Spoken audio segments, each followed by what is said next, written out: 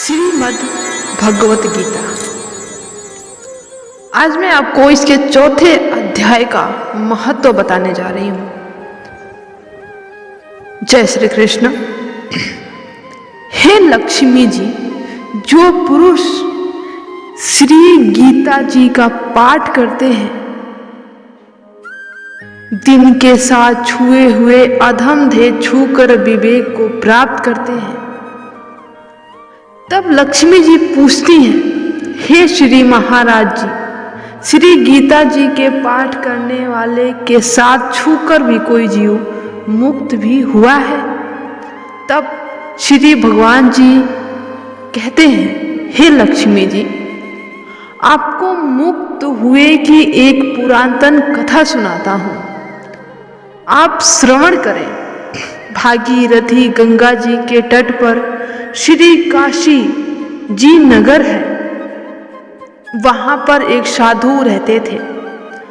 वो श्री गंगा जी में स्नान करके श्री भगवत गीता के चौथे अध्याय का पाठ किया करते थे, और उस साधु के पास तपस्या ही केवल धन था।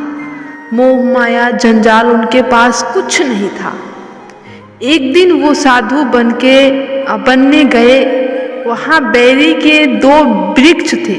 वो साधु उनकी छाया में बैठ गए और बैठते ही उनको नींद आ गई।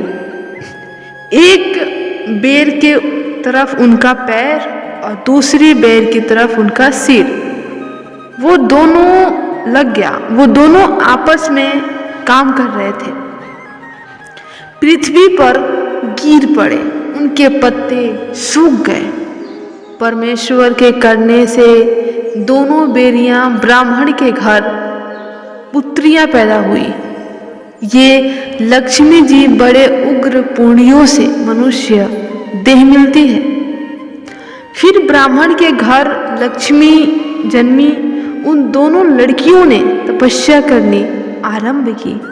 जब वो दोनों बड़ी हुई, तब उनके माता पिता ने कहा, पुत्र योग, हम तुम्हारा विवाह करना चाहते हैं। तब उन दोनों ने माता पिता से कहा कि हम विवाह नहीं करना चाहते। उनको अपने पिछले जन्म की सारी खबर थी। उन्होंने कहा, हमारे मन में एक कामना है, यदि परमेश्वर वो पूर्ण करे तब हम बहुत भली बात है। उनके मन में यही था कि वो साधु जिसके स्पर्श करने से हमें उस चीज से छुटकारा मिला, अदम देह से छूटकर ये देह मिली, वो मिले। इतना विचार कर उन दोनों कन्याओं ने अपने माता पिता से तीर्थ यात्रा करने की आज्ञा मांगी। तब माता पिता ने तीर्थ यात्रा की आज्ञा दे दी। उन दोनों ने कन्याओं ने अपने माता पिता की चरणा वंदना करके गमन की। तीर्थ यात्रा करती करती बनारस में पहुंची। वहां जाकर देखा तो वो जो तपस्वी थे वो बैठे थे, जिसकी कृपा से उन्हें मुक्ति मिली थी। तब उन दोनों कन्याओं ने ज्यादा दंडवत प्रणाम किया, चरण वंदना करके विनय की, हे संत जी, आप धन्य हो। आपने हमको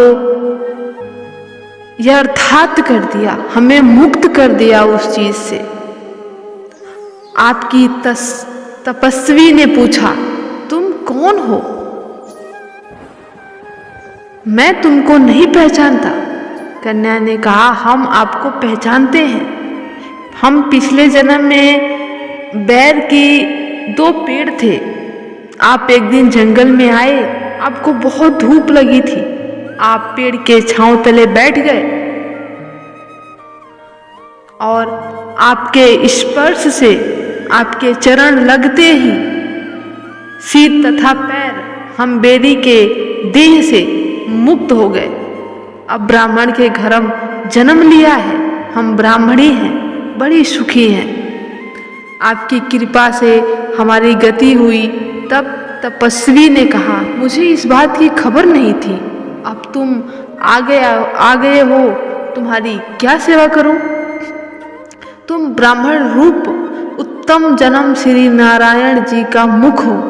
तब कन्याओं ने कहा, हमको श्री गीता जी के 4थे अध्याय का दान करो, फल दान करो, जिसको पाकर हम सुखी हों।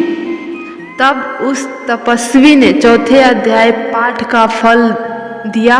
देते ही उनको कहा, तुम अवगमन से छूट जाओ।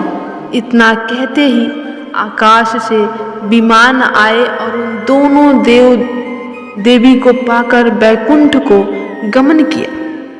फिर तपस्वी ने कहा, मैं नहीं जानता था कि श्री गीता जी के 4थे अध्याय का ऐसा महत्व है।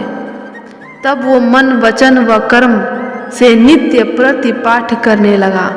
तब श्री नारायण जी ने कहा, हे लक्ष्मी जी, यही था 4थे अध्याय का महत्व।